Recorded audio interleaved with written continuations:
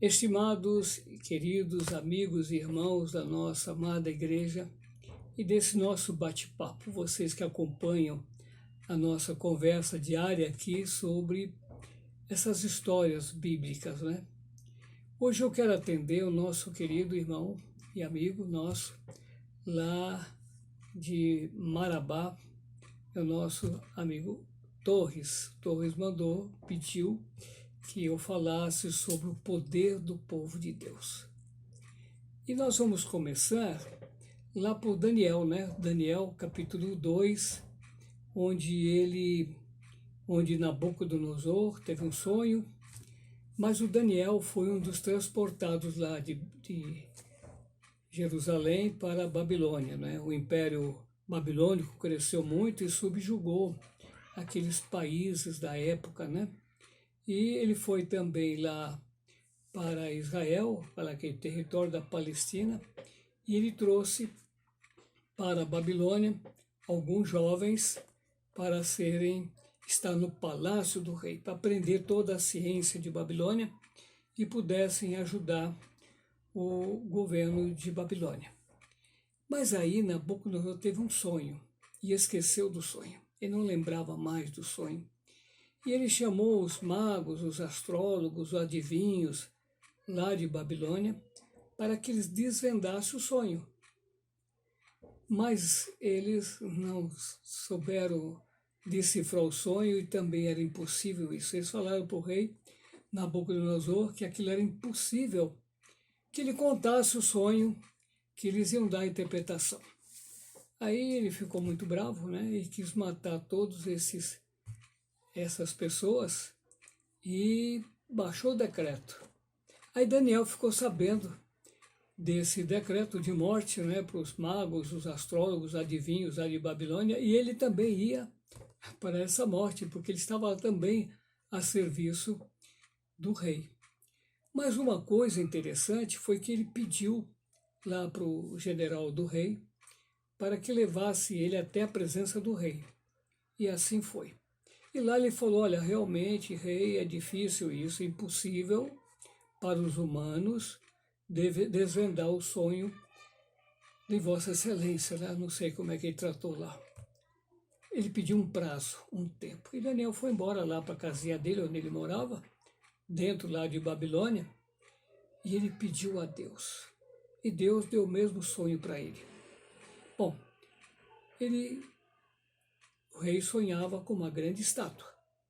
A cabeça era de ouro, o peito e os braços de prata, o ventre, a barriga e as coxas eram de bronze, e as pernas, do joelho até os pés, eram de ferro. Aí Daniel foi interpretando o sonho para ele, dizendo que a cabeça de ouro era o próprio rei, Nabucodonosor. Mas depois desse reino babilônico, viria outro reino, que seriam os medos e os persas, que era um reino duplo, medo e persa. Em seguida viria outro reino, que era o da Grécia, representado da barriga e das coxas, né, da estátua. E depois da Grécia viria então Roma, o reino de ferro, o reino mau, violento, né? E depois do reino de Roma viria os pés da estátua, que seria a Europa. Muito bem, então é uma síntese geral dessa estátua. Mas vamos lá no 42, vamos no 41. 41 diz assim, e quanto aos que viste dos pés e dos dedos, em parte de barro, de oleiro e em parte de ferro. Isso será um reino dividido. Contudo, haverá nele alguma coisa da firmeza do ferro, pois que viste o ferro misturado com barro de lodo. E como os dedos dos pés eram em parte de ferro e em parte de barro, assim, por um lado, o reino será forte e por outro será frágil. Os reinos da Europa forte, Inglaterra, né? Reino Unido, a Alemanha também, a França também, são representando aí do ferro forte e poderoso, e o barro representando pelo Portugal, Espanha, a própria Grécia hoje está fragilizada, né? Então assim é composto os reinos da Europa. Então vamos lá. Quanto ao 43, quanto ao que viste de ferro misturado com barro de lodo, misturar-se-ão com semente humana, mas não se ligarão um ao outro, assim como o ferro se não mistura com o barro. Então, na história nós estamos vendo a história que Napoleão Bonaparte era o imperador francês, né, e queria casar com a princesa da Áustria, unir a França com a Áustria. Mas foi derrotado, né, e acabou o Império Francês. Mas veio outro, Hitler, que também queria, pela raça ariana, unir a Europa. Também não prosperou. Aí vieram outras tentativas de união da Europa, também não prosperaram. Mas veio, por último, o euro, a moeda euro, e o mercado comum europeu, unificando a Europa, né? O cidadão hoje não é português, nem espanhol, nem italiano, nem alemão. O cidadão é europeu. A cidadania europeia. Acabou a alfândega, porque a moeda é o euro, né? Tanto faz o português trabalhar na Espanha, trabalhar na Itália, na Alemanha, não tem mais alfândega, porque é tudo generalizado pelo euro. Muito bem, então agora está dizendo assim que agora ia unir com semente humana. A semente humana não prosperou, o euro prosperou, está unido até hoje. Mas nos dias desses reis, o 44, mas no dia desses reis, o Deus do céu levantará um reino que não será jamais destruído, e esse reino não passará ao outro povo. Esmiuçará e consumirá todos esses reinos, e será estabelecido para sempre. Então aqui há uma promessa. Olha, mas no dia desses reis da Europa, né? O que vai acontecer? O Deus do céu levantará um reino que não será jamais destruído. Então vai aparecer um reino que não será jamais destruído. Esmiuçará e consumirá todos esses reinos, será estabelecido para sempre.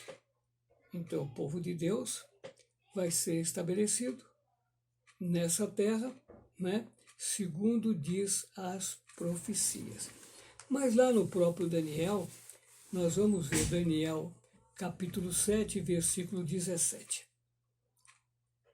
18. Bom, vamos ler o 17 também. Estes grandes animais, que são quatro reis que se levantarão da terra.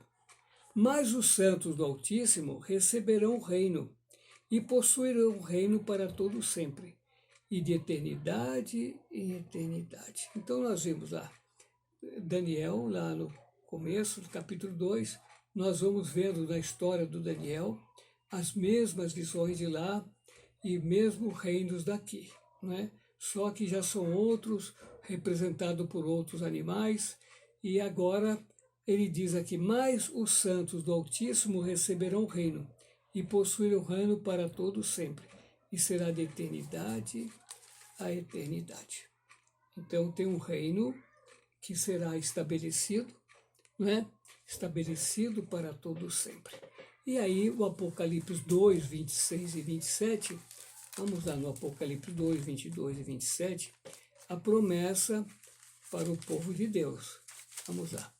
Apocalipse 2, 26 e 27, presta atenção. E ao que vencer e guardar até o fim as minhas obras, eu lhes darei poder sobre as nações.